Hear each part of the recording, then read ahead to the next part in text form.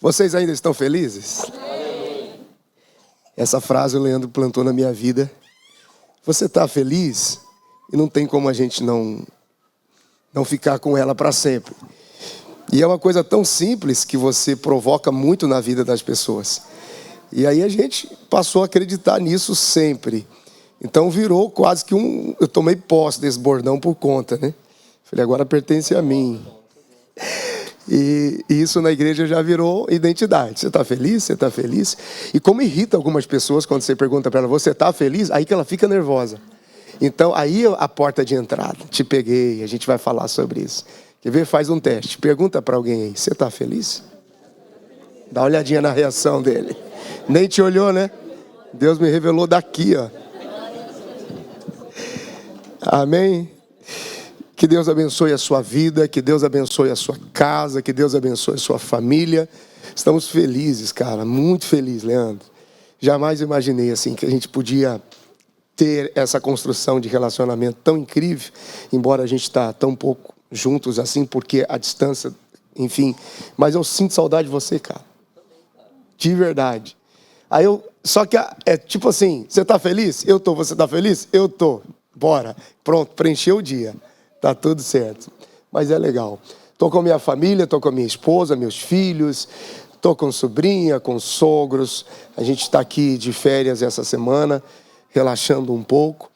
E a gente está vivendo um tempo incrível lá em Marlborough, Massachusetts. Temos uma casa, uma família chamada Abba Church Marlborough. E quando eu cheguei lá, que eu trouxe essa coisa muito diferente, a gente chama de o pastorado com humanidade, e focamos a humanidade de Jesus, eu buscava uma referência, porque eu pensava comigo, cara, eu estou ficando louco, assim, deve ser coisa da minha cabeça. Será que tem mais alguém que acredita nessa humanidade de Jesus? Será que tudo precisa ter pompa e circunstância institucional? Será que tudo se baseia em rito? E aí, tem um cara muito admirador do Leandro lá em Toronto, o Gilmar. E o Gilmar falou, cara, você tem que sentar e conversar com o Leandro. Parece que vocês são gêmeos separados no ventre, mas falam a mesma coisa em lugares diferentes. Eu falei, cara, mas eu acho que ele nem vai lembrar mais de mim. Ele era pequeno quando eu fui cortar cabelo lá na casa do pai dele. Enfim, mas quando a conexão aconteceu, e eu disse, cara, eu acompanho vocês, porque é nisso que a gente acredita, nesse pastorado com humanidade. Não é uma banalização do evangelho, da relação com Deus. E é isso que me toca muito. Eu visitei uma família há pouco tempo, eu e minha esposa, e aí eu estava conversando com a casa, com a família, enfim, tal. E aí o cara não parava de olhar para mim, assim, o tempo todo. E comecei a ficar constrangido, né? O jeito que ele olhava. E eu olhei para ele, cara, você está bem? Aí ele olhou para a esposa e falou assim, não falei que ele é igualzinho a gente? Do mesmo jeito? Então é nisso que a gente acredita, nessa igreja em que Jesus é acessado, é acessível. Por isso nós escolhemos ser uma casa para todas as pessoas. Não significa necessariamente que somos de todos, mas somos para todos. Então há uma acessibilidade, a gente tem indivíduos dos mais distintos sendo curados, tratados e restaurados por Jesus. Então estar aqui com o Leandro hoje só fortalece essa minha convicção de que realmente a gente está no caminho, está fazendo a coisa certa. Leandro é muito bom com as palavras, não é tudo isso não, mas foi muito bom poder ouvi-lo e nos lembrar de tanta coisa boa. Amém? Obrigado, cara. Deus te abençoe. Pastora Eric, agora. Ontem eu fui lá no Boteco do Manolo, muito maluco lá, e vi um cara, 22 anos, cara, tocando, o Joels. Aí eu falei, tô indo lá no Leandro. Ele falou assim, da pastora Érica, teu seguidor. O cara pensa num cara precioso. E aí lembrei desse tempo bom juntos. Eu quero falar um pouquinho, naturalmente, de Jesus, e quero falar de um momento no ministério, na vida de Jesus, que talvez você conheça. Você sabia que mais de 90% das pessoas na igreja só sabem de alguma coisa porque ouviram falar e nunca porque leram? E quando você... A verdade que chega primeiro, essa é a competição do mundo midiático das coisas, né? Telejornalismo. A verdade, pelo menos a história ou a ideia que chega primeiro é tendencialmente a mais verdadeira, porque chegou primeiro. Então, normalmente, quando você fala alguma coisa muito novo ou muito nova, o assunto é muito diferente, normalmente as pessoas dizem assim, poxa, eu nunca ouvi isso antes. Dificilmente as pessoas dizem, eu nunca li sobre isso antes. Então, a verdade ou a história que aparentemente é verdadeira chega primeiro é a mais verdadeira para todo mundo. E eu quero falar sobre... Domingo passado, o Lê pregou alguma coisa sobre Lucas 16, eu estava assistindo o culto, que eu sou inteligente, pelo menos espero, procuro. Então, eu quero ir para Lucas 15, e aí eu quero, na famosa história em que o editorial insistiu em registrá-la como a parábola do filho pródigo. Isso aqui é uma insistência editorial e até um condicionamento de conteúdo. Por que o senhor diz isso? Eu digo isso porque Jesus me conta diferente a história. Então, mas isso não diminui a importância romântica do assunto. Então, presta atenção, emociona. O filhozinho que sepultou o pai em vida, pegou sua grana, saiu sem rumo, gastou tudo que tinha, pagou prostituta, torrou toda a grana que tinha, daqui a pouco ficou tristinho, sozinho, com vontade de comer o que os porcos comiam. Poxa, é muito triste. Cara, vem para casa. Não diminui a história. Mas não é sobre isso que a história fala. E isso muda tudo. Choca até. Não diminui o fato. Você tem que voltar, que você está comendo no coxo dos porcos. Porque quando você pergunta para Jesus sobre o que trata a história, Jesus diz, Lucas 15, 11, eu quero contar para vocês uma história de um pai que tinha 2 filhos. Então a história não é de um menino novo, pródigo. A história é de um pai com 2 filhos. É Jesus quem diz o nome da história. A parábola do filho pródigo que você tem como enunciado, que é o editorial, é sugestionada. Só que fica muito mais precioso quando você pergunta para Jesus, Jesus, do que nós vamos falar hoje? Bom, eu quero falar sobre um pai, um homem que tinha 2 filhos. Outra coisa muda quando você entende o público para que ele está falando. Normalmente a gente prega evangelisticamente, cara, vou precisar levar o pessoal que está aprontando demais, muito longe, comendo com porco, vou pegar pesado para ver se todo mundo volta. Ele não está falando para essa gente. Isso aqui não é uma reunião evangelística.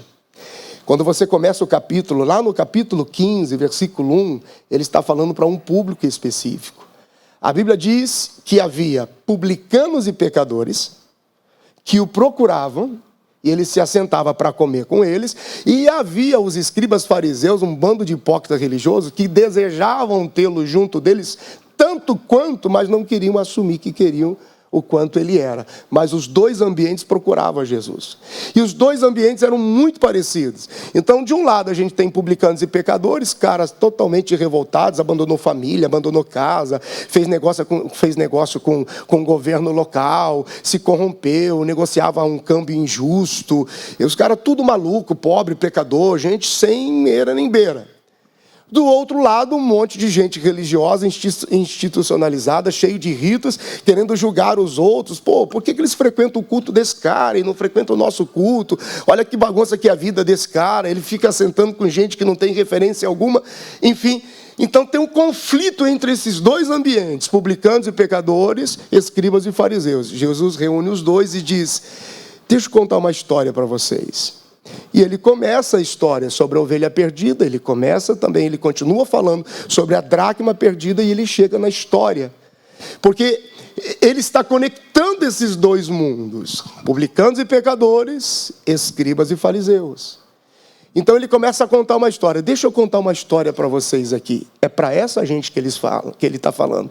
E quando Jesus começa a contar a história do pai com seus 2 filhos, para esses 2 grupos, ele não causa comoção.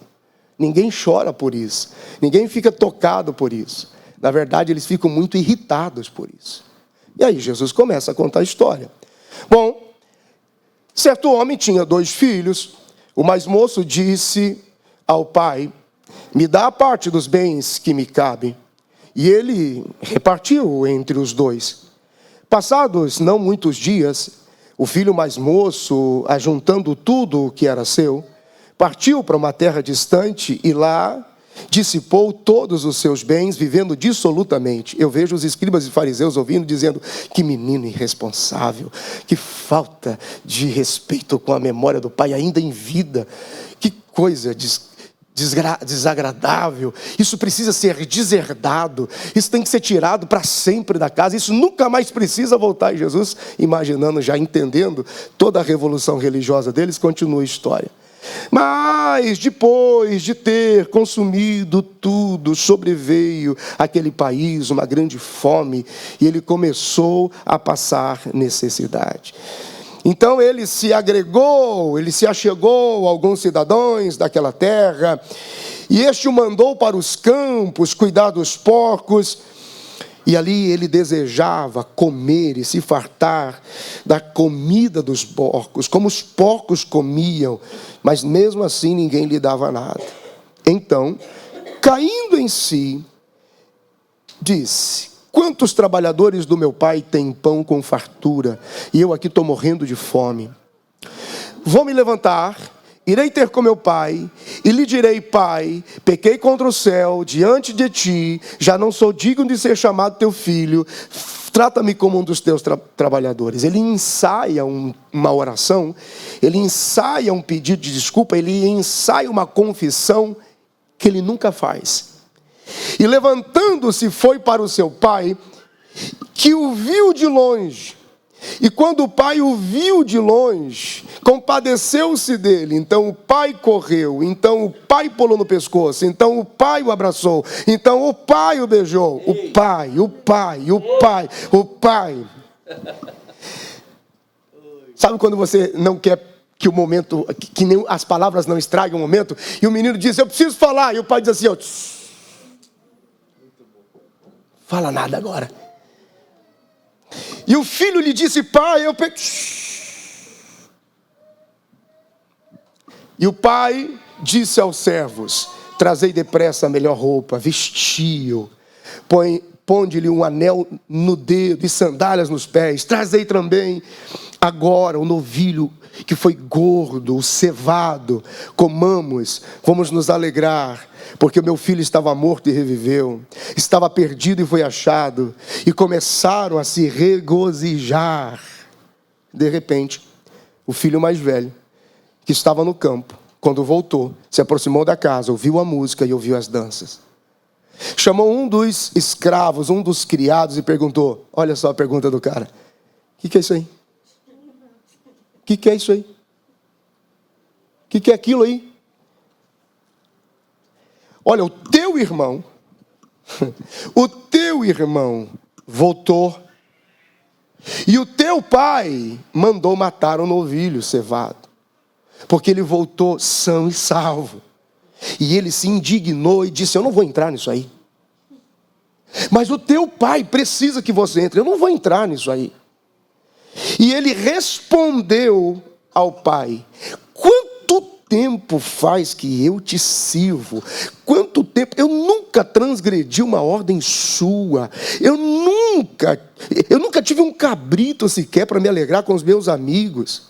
Agora vem esse teu filho que desperdiçou todos os teus bens com prostitutas, e tu matas o novilho cevado, o novilho gordo.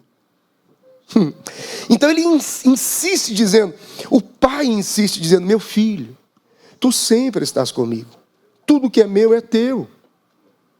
Entretanto, era preciso que a gente se alegrasse com o teu irmão que estava morto e agora vive. Ele estava perdido e foi achado.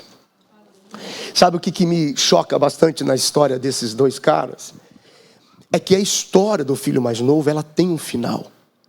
Mas a história do filho mais velho não tem um final. Então, Jesus está... Quando você imagina, quando você entende para quem ele está falando, faz sentido a revolta dos caras.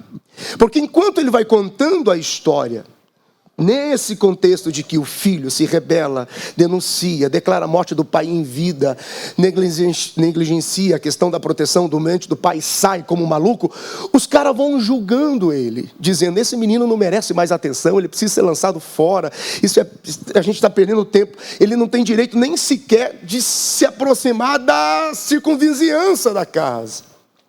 E ele pegou a parte dele da fazenda e saiu por herança gastando tudo. E aí Jesus para a história e diz, não, vocês não estão entendendo. Quando ele voltou, o pai colocou ele de volta na herança e deu de novo a outra parte para ele. E ele tem dinheiro de novo ali. E está tudo restituído nele, está tudo reconciliado nele. E isso é interessante. Porque Jesus estava pregando para aquelas duas gentes. Jesus estava falando para aqueles dois povos. Ele estava falando para publicanos e pecadores. E ele estava falando para escribas e fariseus. Ele falava com dois caminhos. Ele falava com essa coisa interessante que as pessoas têm, porque os dois estavam errados. Os dois estavam no jeito deles, na maneira de interpretar deles, tentando chamar a atenção do pai de alguma forma. E é interessante que quando você lê isso lá no livro do Gênesis, você entende aonde essa coisa está. Lá no livro do Gênesis, no capítulo de número 2 e no versículo de número 15, quando você lê esse texto, ele é muito interessante, você entende aonde a gente vai parar, por que que isso está ali, como o texto está como está. A Bíblia diz no livro do Gênesis, capítulo 2, versículo de número 15, e tomou o Senhor Deus o homem, e o colocou no jardim do Éden para cultivar e guardar. Então preste atenção para quem tem dificuldade com o trabalho. O trabalho é antes da queda, ele só ficou pesado por causa da queda. Mas você tem que guardar e trabalhar muito naquilo que o Senhor te confiou. E aí o Senhor Deus lhe deu uma ordem. Ele lhe deu uma ordem. Ele disse, eu te ordeno. De toda a árvore do jardim comerás livremente. Ele deu uma ordem. Ele não usa a mesma força de expressão para a árvore do conhecimento do bem e do mal. Ele diz, daquilo que eu provi, daquilo que eu provei para você, daquilo que eu liberei para você, daquilo que eu estabeleci para você, daquilo que eu te dei, eu ordeno que você desfruta disso. Porque Deus é responsável para suprir e repor tudo que a gente consome vindo da provisão dele. E isso faz uma grande diferença lá na frente. Quando você lê o livro do Gênesis, no capítulo de número 1, você vê Deus criando coisas. Deus chamando coisas à existência. E Deus fez, e Deus criou, e Deus gerou, e Deus chamou, e Deus disse, e Deus disse, e Deus fez, e Deus fez. Em Gênesis capítulo 2, versículo 7, quando o homem surge na história, não é mais Deus fez, mas o Senhor Deus fez. Quando o homem surge o Senhor Deus, porque Deus é Deus das coisas, mas é Senhor do homem.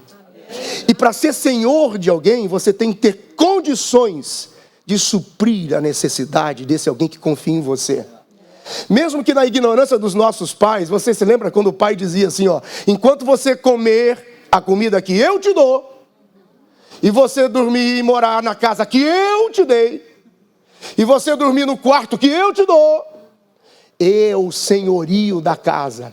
Deus está dizendo, enquanto você comer do que eu te dou, enquanto você viver do que eu te dou, enquanto você confiar no que eu te dou, se acabar, eu reponho. Eu reponho. Agora é difícil fazer o caminho inverso, porque o que as pessoas querem da vida, da sua própria vida? Se tornar senhor de si mesmo. Então quando você se torna senhor de você mesmo, porque você decide, porque você acha, porque você pode, porque você tem, porque você sabe, porque você é forte, porque você consegue, quando acabar, reponha você.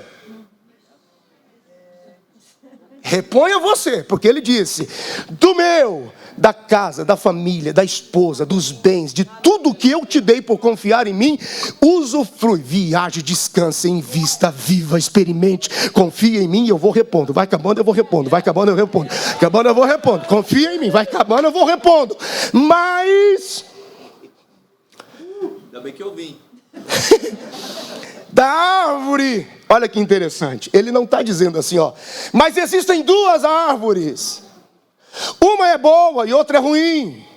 Cuidado com a ruim, só coma da boa. Não, ele está dizendo, a árvore do bem e do mal, dela não comerás. Porque no dia em que dela comeres, certamente morrerás. Aqui está a primeira base. Se constrói aqui a ideia de fé, a ideia de dependência. Sabe por que toda base de relacionamento com Deus é confiar? A fé vem pelo ouvir, e ouvir pela palavra. É impossível se relacionar com Deus sem fé. Por quê? Porque Deus foi o primeiro a ter fé.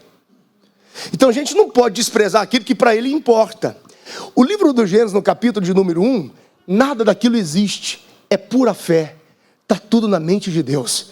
Quando chegar certo, quando chegar o tempo certo, na hora certa, eu vou fazer assim, ó. Eu vou criar, chamar a existência, separar as águas, estabelecer todas as coisas e vou criar alguém semelhante a mim, em imagem e em semelhança. E vou colocar esse indivíduo para governar tudo aquilo que eu estou estabelecendo. O capítulo 1 do Gênesis todinho é um imaginativo de Deus, é um processo de fé, chamando a existência o que o segundo capítulo traria. Então, quer dizer, não tem desculpa. Ele está dizendo, é interessante, está vendo a árvore? Conhecimento do bem e do mal. As duas coisas estão lá. E se você quiser comer dessas coisas para me conhecer, você vai morrer. Então, a chamada de Deus era o seguinte: eu sou suficiente. Não entendi, pastor. Aqui está o filho mais novo. E aqui está o filho mais velho. Conhecimento de Deus pelo bem e conhecimento de Deus pelo mal.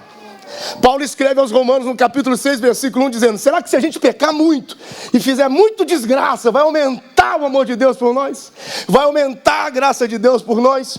Os dois queriam chamar a atenção de Deus. Até hoje tem gente que quer chamar a atenção de Deus fazendo muita desgraça, para ver se o pai olha para ele. Cara, eu já vi conselho desse jeito: irmão, você é muito pacífico, peca um pouco para ver se Deus te vê. Cara, eu já vi esse conselho. Sabe por que Deus não te abençoa? Porque você é muito corretinho. Faz umas barbaridades aí, sei lá, pinta, sai, sei lá, some no mundo, vai comer com pouco, depois você volta a ver como o pai te ama. Mas tem gente que acredita nisso. E ele está dizendo, a palavra não foi coma muito do mal ou coma muito do bem que você vai me encontrar. Porque tem gente que tem essa mania de fugir por muito tempo, por caminhos muito ruins, chamando a atenção de Deus. Publicanos e pecadores. Ele não está favorecendo publicanos e pecadores. Ele está dizendo, vocês não precisam caminhar com tanta desgraça para me encontrar. Eu estou aqui, sou suficiente para você. E você também não precisa, nesse seu extremismo de retidão. Esse é o religioso. Esse é o cara do bem. E todo religioso, e todo corretinho demais, e todo bem demais, ele acha que ele pode dizer ao pai como o pai tem que abençoar os outros. O senhor vai dar a capa para ele. O senhor nem me consultou para quem dá a capa. O senhor vai dar um anel para ele. O senhor guardou aquele bezerro para ele. Aí começa, ó, o espírito religioso. Eu não falto culto nessa igreja. O meu maior dízimo, o de maior dízimo é meu. Eu sempre te servi nessa casa. Eu sempre, porque é o caminho do bem.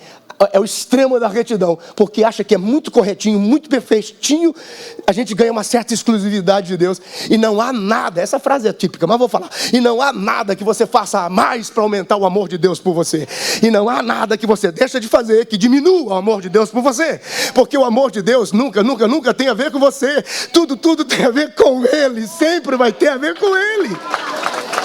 Tudo tem a ver com Ele. Então não é porque você é muito certinho que Ele te ama mais, ou porque você é muito ruinzinho que Ele te ama mais. Os dois caminhos estão errados. Os dois caminhos são extremos. Jesus diz, cara, só relaxa e vem comigo. Confia em mim. Eu amo a passagem de João 8. E isso é muito... A Bíblia diz que uma mulher foi pega em ato de adultério. E o texto é tão forte que dá a impressão que para aumentar a humilhação e a vergonha daquela mulher, possivelmente ela foi trazida nua, envergonhada. E a Bíblia diz em João, capítulo 8, versículo 3, que eles trazem a mulher até Jesus. E eles dizem assim, a lei de Moisés diz. Você sabe por que eles dizem a lei de Moisés? A Bíblia diz que quando Moisés sobe para receber de Deus a revelação de Deus, e a Bíblia diz, e Deus entregou a Moisés uma tábua escrita com o seu dedo, que era a revelação de Deus. A lei estava lá. Quando ele desce para transferir a revelação para o povo estava tão absorvido por ritos e uma maluquice tão grande, desejando voltar para o Egito, estabelecendo ídolos, que ele se perde na força da revelação e quebra a tábua. E como é que você quebra algo que Deus te deu e escreveu com o dedo, amado? A gente não quebra essas coisas. Ele quebra. Aí Moisés diz, eu escrevo de novo, mas agora quem constrói as pedras é você. Sempre haverá essa memória da sua humanidade com que eu escrevo. Então eles chegam para Jesus e diz, a lei de Moisés diz que devemos apedrejá-lo até a morte. O que você acha disso? E Jesus diz, acabou. Ninguém apedreja mais. Como é que é, Jesus? Ok, acabou aqui. Ninguém apedreja mais. Como isso é possível? A Bíblia diz em Deuteronômio 18, Moisés tem uma revelação, 18:15. Virá um dia do meio de vocês um profeta semelhante a mim. E quando ele chegar, ouçam ele. Ouçam ele. Jesus está dizendo, até aqui apedrejava, a partir daqui não apedreja mais. Amém. E ele estabelece essa dimensão incrível da graça com responsabilidade. Então ele olha e diz, a mulher está em choque. Ele diz, quem não tem pecado atire a primeira pedra. E logicamente dos mais velhos até o mais novo, porque se considera que quem viveu muito pecou muito. Então quem pecou mais vai indo. Então vai pegando. E quando ele diz para a mulher, ninguém te apedrejou, ninguém te condenou. Não, eu também não faço isso por você. Porém, vai, não peques mais. Porque você não precisa viver essa vida para chamar minha atenção. E você também não precisa ser tão perfeito para chamar minha atenção. A Bíblia diz em Gálatas 3:24 que a lei nos toma como um tutor para nos levar até Cristo. Quando aqueles homens pegam uma mulher e levam até Cristo, ele diz, pronto, cumpriu a parte de vocês. Trouxe até mim, agora é comigo. Agora é comigo. E por que ele não... Por que ele não precisava daquela demonstração violenta com a mulher? Porque ele era o fim da lei. Ele era a manifestação da lei. Ele era o profeta que viria. E as pessoas diziam, porventura não é o profeta de quem Moisés nos falou. E aqui está essa demonstração sobrenatural de Deus, através desse pai. Quando aquele menino vem, a Bíblia diz que foi o pai que o viu. Foi o pai quem correu. E naquela época, esse pai aqui era um pai. O pai entrou. Era uma autoridade de uma reverência. Para aquele senhor, ou para aquele pai correr na direção daquele menino, ele teve que levantar os seus vestidos e fazer um exagero. Ninguém faz aquilo. Aquilo é um excesso, é desnecessário. Sai correndo na direção de quem? De um filho. Torrador de herança, esbanjador, prostituído, fedendo a porco, cheirando mal. E a Bíblia diz que foi ele quem vê o filho, porque tudo é o pai, tudo tem a ver com ele, nada tem a ver com a gente. Ele vê o filho, ele corre na direção do filho, é ele quem vê, é ele quem corre, é ele quem pula no pescoço, é ele quem abraça, é ele quem beija. E a história diz que na casa do pai, o único que tinha roupa limpa e nova, semanalmente preparada por artesãos que serviam o pai, era o pai. Então quando o pai diz assim, traz uma roupa nova, o pai está dizendo, traz a minha última roupa e põe nele. Ele vai vestir primeiro. Traz a minha última roupa e põe nele. Coloque um anel no dedo dele. Coloque a sandália no dedo dele. Ai, Deus. E é aqui que o pessoal pira, porque entra a ideia do amor universal. E se você não está atento ao texto, porque a gente não está na parte visual prática da cruz, mas a gente ainda está repousando sobre a força dos símbolos. E as pessoas dizem: como pode, se a sugestão é Deus amar tanto, se não há cruz no processo? Como não há cruz, se o bezerro estava preparado há tempos, esperando para que na mesa ele pudesse ser comido com toda a casa? É por isso que Jesus disse na celebração da ceia: sempre que vocês se reúnem, comam em memória da minha morte. Não é da minha glória, não é da minha vitória, não é da minha conquista, é da minha morte. Eu quero que vocês comam em memória da minha morte.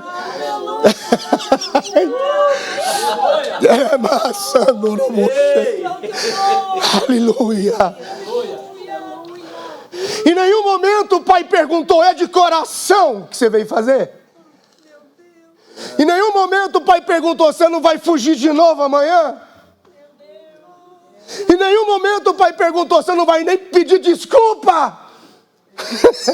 E os fariseus ouvindo aquilo, cara, pensa no público para que ele está falando. Os fariseus: pega esse menino, destrói esse menino, arrebenta esse menino. E os caras do outro lado dizendo: nos ajuda, nos facilita. E ele está dizendo, ele está explicando uma coisa poderosa. Parábolas são valores éticos, morais e espirituais de forma aplicada no cotidiano da gente.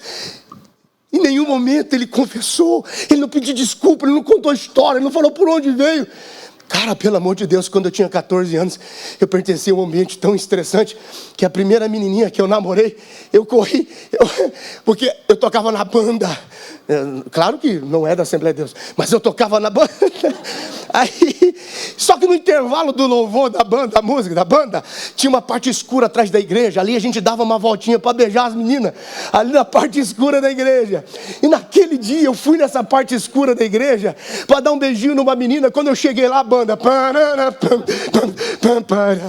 falei: meu Deus, a banda está tocando. Deixei a menina no escuro e voltei correndo. Aí quando eu cheguei lá, o irmão Gilberto, já foi o nome, o irmão Gilberto, mas já descansa no céu, olhou para mim e falou assim: onde é que você estava? E eu disse: se eu minto eu vou para o inferno, segundo a verdade eu vou para o inferno, tudo eu vou para o inferno, qualquer lugar é o inferno nesse ambiente. Aí eu disse: então, eu não sabia o que falar. Cara, 4 meses de disciplina, e num processo que a gente ia na frente do altar, no dia de ceia, e a gente dizia assim: peço perdão aos irmãos, porque eu beijei a filha da irmã Jussara atrás da igreja, lá no escurinho, e tinha que confessar, senão a gente ia para o inferno. Desgraça. Cara, vocês dá glória a Deus por esse tempo. A Bíblia diz que melhor o fim das coisas do que o princípio delas. Bendito seja Deus. Cara, ele não perguntou: teu coração mudou? Você está tudo bem? Você quer confessar? Você quer contar por onde você andou? De repente a história que por onde você andou não é uma coisa tão... Não teve conversa, cara. Cara, só vem para a mesa e vamos comer.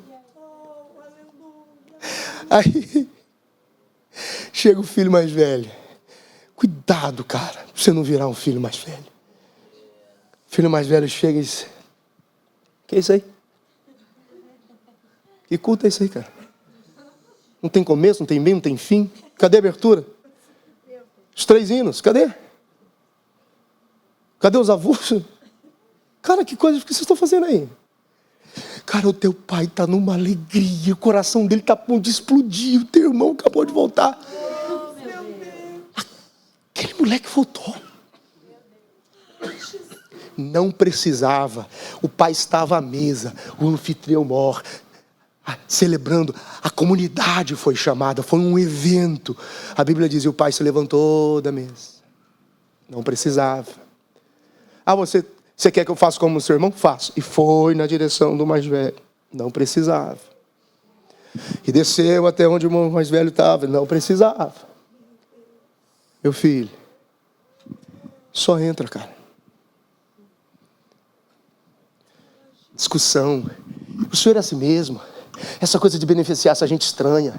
Anda por aí, faz o que quer, vira de ponta de cabeça. Eu estou aqui. Quando foi que eu fiz isso? Quando foi que eu deixei de vir numa vigília? Quando foi que eu deixei de estar cumprindo com um compromisso? Trabalhei, lhe servi. Isso aqui só está de pé porque eu sou frequentador disso aqui. Só está pensando o quê? Cara, se fosse eu... Cara, cala a boca e entra. Só cala a boca e entra. Custa entrar. Cara, e ele discute com o pai o tempo todo. E é aqui que me dói o coração. Porque a história do filho mais novo tem um final. Mesa. A história do filho mais velho termina seco. Termina o pai dizendo, só entra. E não tem fim. A Bíblia nos diz assim, e ouvindo atentamente o pai, arrependeu-se das palavras que tocavam o coração do pai para feri-lo tão quanto o seu irmão mais novo, mas caindo em si disse, desculpa pai, é verdade, eu sempre tive... Não, só entra, cara. E para de falar. Existem coisas acontecendo nesse tempo, coisas sobrenaturais. Nós estamos sendo agregados a uma mesa sobrenatural de Deus, de misericórdia e compaixão. Então ninguém aqui, nem para mais nem para menos, tem direito a nada. Ele disse, é conhecimento do bem e do mal. Os dois em excesso estragam você. Confie em mim, descanse em mim. Volte um versículo antes. Desfrute do que eu te dei, desfrute do que eu te dei. Se eu te dei graça, desfrute. Se eu te dei um pouco mais, desfrute. Se você sabe um pouco mais, desfrute. Se você sabe um pouco menos, então desfrute. Mas não se sinta superior ou diminuído em nada, porque todos somos iguais nessa mesa de Deus. Então, algumas pessoas não entendem isso. Olhem para Jesus. Uma das expressões mais fortes que me calou quando nós começamos a lidar com pessoas muito diferentes na igreja. A Bíblia diz em Hebreus capítulo 1, todos os profetas se manifestaram e trouxeram uma revelação a respeito de Jesus. Porém, a partir de agora, Deus decidiu se revelar na pessoa do Filho. Então, de alguma forma, parece estranho isso e até impactante, porque esse texto está dizendo assim, você precisa entender o Pai, olhe para Jesus. Então, olhe como Ele faz, olhe porque Ele faz, e olhe como Ele fala, e olhe porque Ele fala. Essa misericórdia dEle é incrível. Pastor, e quando eu estou fraco demais e eu me perco na vida e acabo pecando de novo, caindo de novo? Cara, não muda nada nele. Deus não tem medo dessas coisas. Deus não tem medo, nada lhe assusta, é por isso que Ele é soberano. O que é a soberania de Deus? Ele não tem medo de nada, Ele não tem inimigo que se sustente diante dEle como inimigo. Ele não tem medo, nada lhe assusta. Ele olha dos céus para você e diz assim, cara, era para ser pior, mas você se deu bem. Você se deu bem, era para ser pior. Mas o que aconteceu comigo? Você só esqueceu de quem é filho. Só lembre-se de quem você é filho e volte para a mesa. E eu não quero nem saber da sua história. Só volte para casa e volte para a mesa. Guarde esta palavra no seu coração. A graça de Deus, ela está liberada sobre mim e você, se necessário for, para ir até o nível mais baixo da nossa humanidade. É pouco, e aumente a desgraça. É pouco, aumente a desgraça. Deu no seu limite de desgraça? Ok. A graça vai até lá, pelo único prazer de te trazer de volta para casa. Oh, quantos podem aplaudir a Jesus por isso? Bendito seja o nome do Senhor.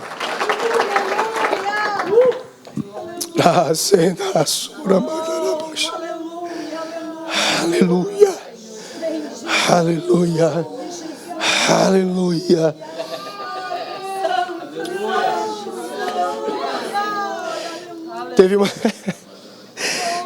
Teve um casal.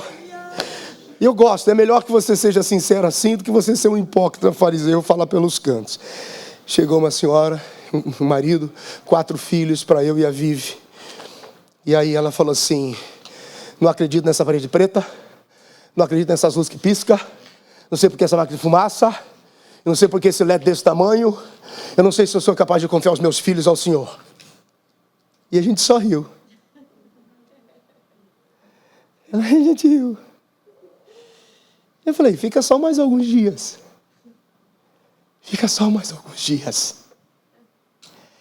Deus é um Deus de ambientes. Diga, Deus é Deus de ambientes. Moisés, eu quero me revelar ao meu povo. Sim, como que vai ser? Eu quero 60 colunas. Eu quero peles de texugo. Eu quero amarras de cabra. Eu quero base de bronze. Eu quero topo de prata. Eu quero 4 cores na entrada. Eu preciso de um altar de sacrifício logo atrás, mas entre tudo isso eu preciso de um linho fino com um altar de limpeza feito dos espelhos das mulheres. Eu preciso de 2 ambientes, e eu preciso de cores, eu preciso de castiçal, eu preciso de incenso, eu preciso de mesa, eu preciso de pães asos. E Deus diz assim: ei, não é melhor só vir? Só vem. Não, Deus é um Deus de ambientes. A gente prepara ambientes. A nossa casa precisa ser uma casa de ambiente para a presença de Deus. E a gente diz para eles: calma, nos dê só mais alguns dias. E hoje nós temos um dos casais mais apaixonados pela igreja. Aleluia. Os filhos cheios do Espírito Santo, conhecedores da palavra, e a casa cheia de Deus. Esses dias, e se for too much, você pode corrigir, Leandro, mas esses dias chegou um senhor lá, e para você pertencer ao ambiente da membresia da Abba Church, são 2 coisas diferentes. A igreja de Jesus, cara, a casa é para todo mundo. Ambiente da sugestão de melhor aproveitamento do tempo de culto. A gente tem uma ordem para aquilo ali, para que as coisas fluam bem dentro do mínimo. Então você se torna membro da casa. Aí eu te explico: visão, cultura, linguagem, pertencimento, DNA e essas coisas todas. Aí o rapaz chegou e falou assim: eu tenho uma pergunta só para fazer aqui. A nossa líder de integração: pois não. Se chegar um homossexual, uma lésbica aqui, vocês batizam nas águas? Aí minha líder falou assim: batizamos? Como assim batizamos? É porque a gente não batiza pessoas perfeitas. Nós batizamos pessoas imperfeitas. Mas que lugar é esse? E ela disse, sorrindo, tadinha da Yuri: uma casa para todas as pessoas que precisam de Deus. Ele falou assim: e o dinheiro daqui vai para onde? Ele falou: nós temos hoje 11 projetos missionários. Nós sustentamos 6 pastores no Nepal. Sustentamos 3 pastores em Guiné-Bissau. Hoje nós alimentamos 16 mil crianças em Malau e em Moçambique. Aí, e ele olhando assim, assustado: e essa luz aqui nunca acende? Ela falou assim: não porque o senhor quer. Aí quando ela foi fazer a próxima pergunta, ela falou assim: Senhor, deve ter uma casa muito boa para o senhor. Nós não vamos conseguir te ajudar aqui. O senhor vai ficar muito mal nesse ambiente. Nós estamos te liberando do nosso ambiente. Pode ir para casa. Então, em algum momento, você também pode se sentir tentado em olhar e não entender tudo e dizer: que barulho é esse que vem dessa casa? E você não sabe quem é que chegou, de onde veio e como chegou. E às vezes você não ouve o testemunho do cara, você não sabe a história que ele carrega, mas o pai decidiu revesti-lo, encontrá-lo, abraçá-lo, amá-lo e beijá-lo. Então eu tenho uma palavra de Deus para você. Feche os teus olhos um instante, coloque a mão direita no seu coração. Eu estava sentado aqui enquanto o louvor estava acontecendo. E eu não sou de muitas visões assim, mas eu não sei. Eu entrei em um hospital e eu me dei de cara em uma maternidade. E eu vi muitas crianças que choravam, mas essas crianças estavam feridas como se tivessem vindo de um bombardeio. Deus está gerando paternidade em nível hard nesta casa. E às vezes você está dizendo: pastor, mas eu sou só mais um aqui. O que o Senhor está te fazendo pai e mãe aqui nesta casa? Eu ouço o barulho de crianças sendo abraçadas, acolhidas. Eu vejo um processo de adoção espiritual acontecendo agora. E eu vejo como algo muito claro, como se um ser de branco passasse no guichezinho de cada criança. E eu vejo profeta, apóstolo, pastor, evangelista e mestre entre profeta, apóstolo, pastor, evangelista e mestre. Deus está distribuindo aqui nesta casa parcelas sobrenaturais dos 5 ministérios. E Deus está capacitando você que veio, e Ele não te perguntou por que veio, como você veio e por onde você andou. Deus está dizendo para algumas pessoas aqui esta manhã: levante-se para ser apóstolo, levante-se para pastorear, levante-se para ensinar, levante-se para profetizar, levante-se para evangelizar, levante-se para ser pai, levante-se para ser mãe espiritual. Assim diz o Senhor, meu Deus. Uramase, rabachanduria madarabas. Uramai, senecandurumoniya manabas. Deus está ajustando a tua maturidade. O que você vai viver daqui para frente com vidas e pessoas que Ele vai te confiar, não há como dimensionar. Assim diz o Senhor. E esta manhã começa um processo de cura das instituições e das memórias institucionais por onde você passou, os últimos resquícios, as últimas memórias, as últimas significâncias. Não significa que o que foi feito lá atrás foi errado, mas não é o único jeito de se fazer. E Deus te deu uma casa espiritual de destino. Bendito seja o nome do Senhor.